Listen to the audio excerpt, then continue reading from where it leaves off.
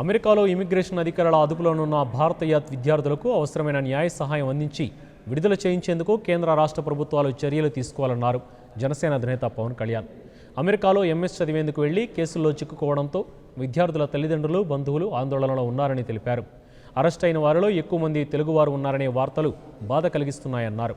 America ప్రభుత్వమే Michigan రాష్ట్రంలో నకిలీ విశ్వవిద్యాలయం ఏర్పాటు చేసి ట్రాప్ చేసి చేరిన విద్యార్థులను అదుపులోకి తీసుకోవడం పట్ల విచారం వ్యక్తం చేశారు జనసేనాని. దీనికి సంబంధించి ఇబ్బందులు పడుతున్న విద్యార్థులకు అవసరమైన సాయాన్ని అందించాలని ఎన్ఆర్ఐ జనసేన ప్రతినిధులకు జనసేనాని విజ్ఞప్తి చేశారు. ఉన్నత విద్య కోసం విదేశాలకు వెళ్లే విద్యార్థులకు కళాశాల దశ నుంచే అవగాహన శిబిరాలు నిర్వహించాల్సిన బాధ్యత విద్యాశాఖతో పాటు కళాశాలలు తీసుకోవాలన్నారు పవన్ కళ్యాణ్.